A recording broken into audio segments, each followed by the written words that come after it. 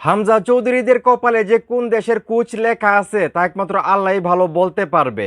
মানে আমি দেখতেছি শেষমেশ আবার বাংলাদেশের কোনো কোচকে আসলে নিয়োগ দেওয়া হবে কিনা, মানে হামজা চৌধুরীদের জন্য সেটা আসলে বোঝা যাচ্ছে না। মানে ব্রাজিলকে অলিম্পিকে শিরোপা জিতানো যে কোচ রোমারিও মিকেল, ওনার সিবি নাকি মানে যারা কোচ নির্বাচন করবে নির্বাচকরা তাদের চোখে পড়ে নাই। চিন্তা করে দেখেন, এত উঁচু লেভেলের উঁচু মানের একজন মানে কোচ যিনি ব্রাজিলকে অলিম্পিকে শিরোপা জিতাইছে, সেই রোমারিও মিকেলের সিবি নাকি আসলে তাদের চোখে পড়ছে না। তাদের চোখে সিবি পড়ছে কে, মানে কার, বাংলাদেশের কোচারের।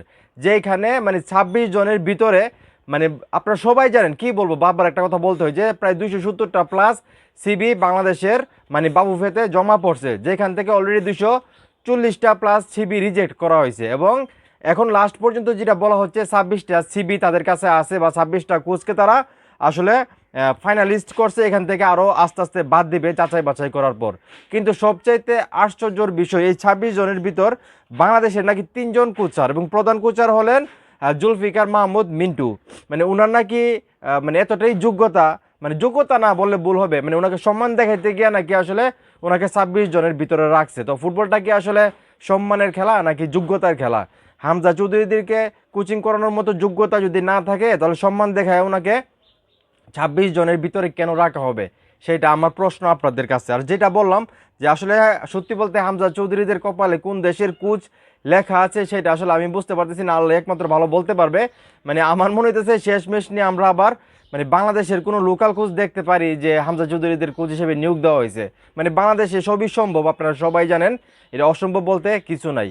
মানে যেখানে মানে ব্রাজিল দলকে আসলে কোচিং করাইছে, ব্রাজিল দলকে অলিম্পিকে মানে শিরোপা জিতেছে, সেই কোচ যার নাম রোমারিও মিকেল, মানে উনিও সিবি জমা দিয়েছে বাংলাদেশে, বাংলাদেশ জাতীয় ফুটবল দলের কোচ হওয়ার জন্য, হামজা চৌধুরীদেরকে কোচিং করানোর জন্য।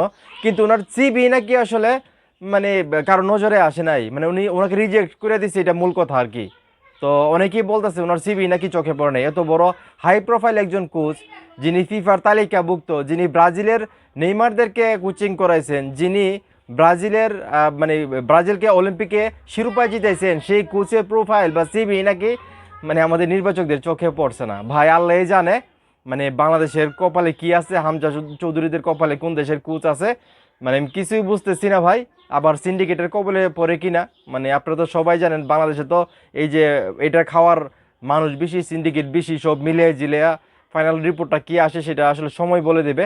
তো যাই হোক, মানে এটা তো এখন কনফার্ম হয়ে গেল যে ব্রাজিলকে অলিম্পিক জিতানো রোমারিও মিকেল, যাকে আসলে নেইমার সাজেস্ট করছিল, সেই কোচ আর বাংলাদেশের জাতীয় দলের কোচ হচ্ছে না, সেটা কনফার্ম হয়ে গেছে। যেখানে ওনার সিবি রিজেক্ট করা হয়েছে, ওনার সিবি আসলে কারো চোখে পড়ছে না। তো সেটা আমরা কনফার্ম করেই বলতে পারি যে ওনাকে আর বাংলাদেশের মানে মানে নিয়োগ দেওয়া হচ্ছে না, এটা কনফার্ম।